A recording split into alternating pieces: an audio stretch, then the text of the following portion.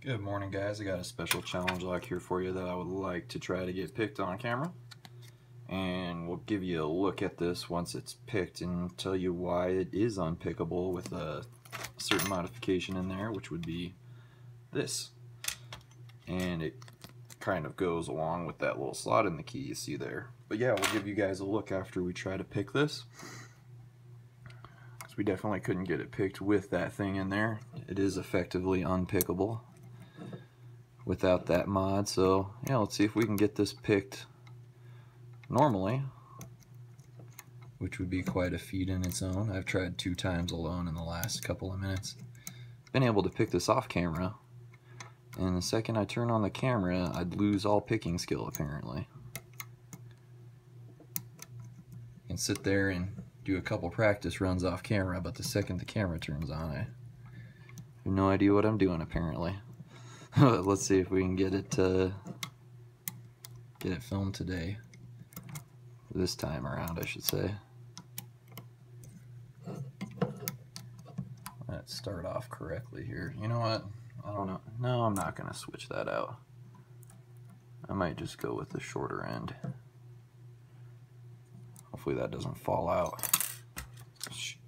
And there it goes. Should be able to hold it in there though. Maybe this will help me a little bit. I don't feel like I was touching my tension wrench in there, but you never know. You don't want that false feedback.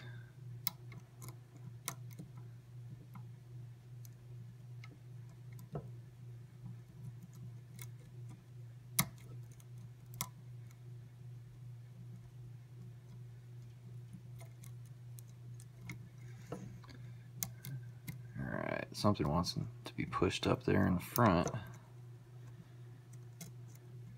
Not too high though. So I think that's a really low cut.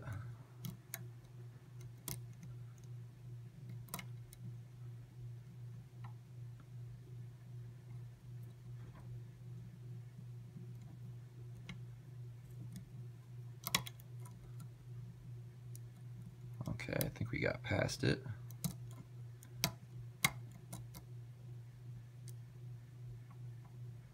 Getting a small amount of counter here.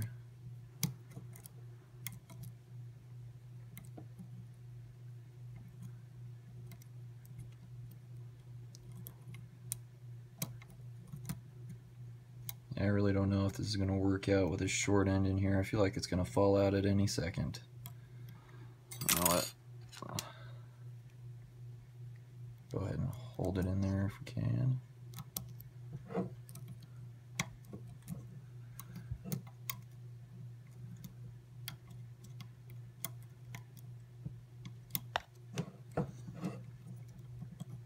One of these days I need to get a better vise, or at least something to screw this into, because it does like to wiggle around and it does kind of throw you off a little bit when you're trying to pick.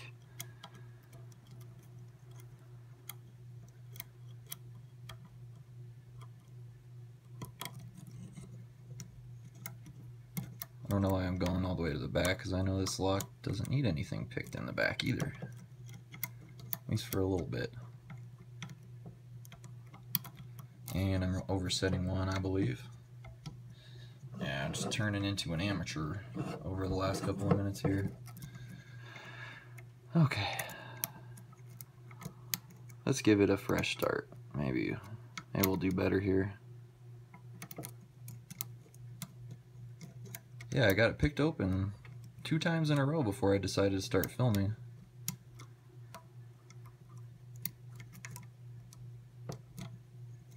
Okay.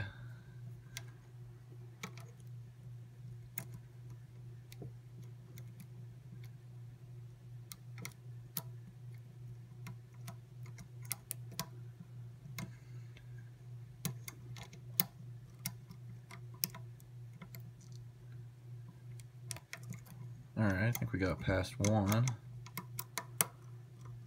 Something else was set there. Pin 3 maybe?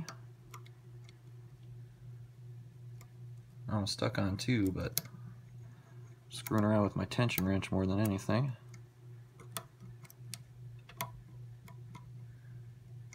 Sorry, I keep wanting to lean into, but then I'm gonna put a shadow on the lock, keep you guys from seeing what's going on here.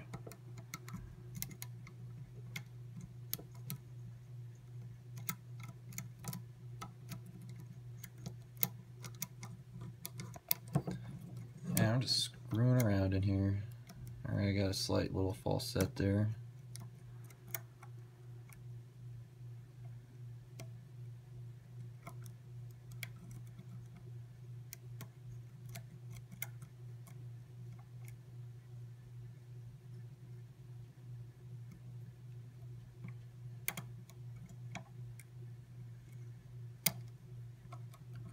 Okay, kind of getting somewhere a little bit. All right, got a few pins set there, making some progress. All right, okay, we've got a little bit of our false set now.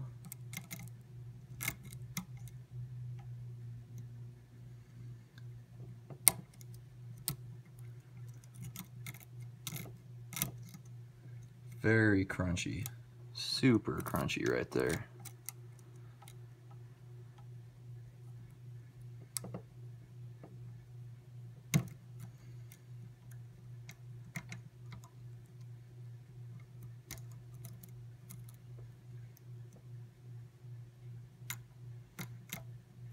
Okay, 5 is set, I believe. Or that was 4, I think.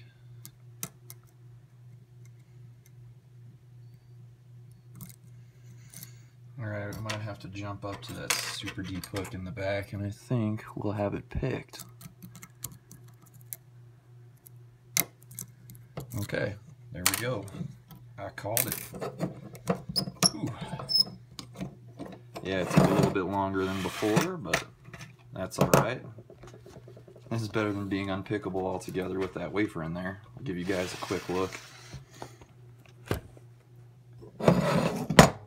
Yeah, that was an awesome first lock. I don't think anyone's made a tougher first lock than that. I mean, with the wafer in there, obviously. Man, that was a rush. Happy to finally get that one open for you guys. Well, it wasn't going to happen with that wafer in there, but yeah, we'll take a look once we get the lock apart. And it'll be nice to be able to pass this along to someone. I hate sitting on someone's only few locks here. Now we'll get Anchors Away, hopefully film soon. That one's a little bit tougher. There's definitely a trick to that one, and I realized why it's called Anchors Away finally. But yeah, nice job, Been Pickin. That's really awesome for a first lock. I'm super impressed. That guy knows what he's doing though. Okay. Yeah, we're gonna shim this. I don't want to screw anything up because we've got a really nice lock here.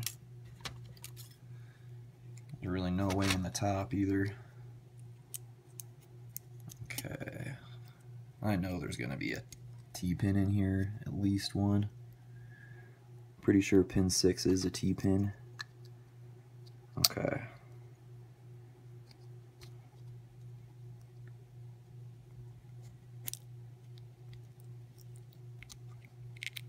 And I dropped something. It's got to be... we'll figure it out. There's not many places it could have came from. Assuming that's from pin 1. I don't know how I did that, unless they just weren't pushed close enough together. Anyway, there's pin 1. We got some threading on there. 2, 3, 4, 5, 6. Okay. There's pin 2 is a serrated. 3 is a serrated. 4 is a spool, I believe. I can't see them too close anyway. Oh, sorry. And in here we've got threading in the first 3, and the last 3 are... No, there's something in the sixth chamber. It's kind of... Let's see if I can focus. It you can see, it's like kind of like slight threading in there, but it's nothing crazy. Okay. Where'd I put the top? Oh yeah, I think I had it turned sideways so this little thing was exposed. Alright, let's get the... Yep, that was pin 1. Okay. Pin 1 is a T-pin right there. There's got to be a few T-pins in here, I imagine. Ooh, that is a nice pin. That's serrated.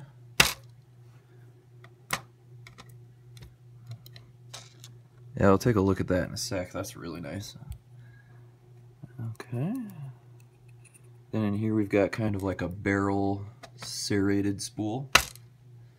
I think we're looking at all the same springs here. I'll get my shim out. Oh, there's that T-pin. Yeah. I know the first time I picked it, it gave me like 5 or 6 clicks or something like that. It was crazy. I just wanted to go higher and higher. Okay. And there is a different spring there. Okay. There's a nice little spool in there. It looks kind of reduced almost, but it's kind of like almost like a bow or something like that. Like I said, we'll take a closer look once we get here. I don't mind taking my time for a lock that I've been spending a lot of time on. And that one barely wants to come above the shear line though, so there's a nice little overset trap. The standard 1, 2, 3, 4, and that is the one that's meant as an overset trap. So there we go, and it's got that teeny little spring from a master lock in there. You see that little baby? That was definitely designed to get us caught up in there. And there's nothing done to the top. Yeah, let's take a look with this in here. So you guys can see there's the key in there. And let me see if we can kind of demonstrate this for you. And there's the wafer inside. So let me see if we can get these last few pins in here and kind of represent. Oops. 4. Well, I guess we'd have to do the key pin. Sorry, I'm dropping stuff. Let's see. Kind of like Chris Aaron style here. Let's take a look. Oh, I don't need the key.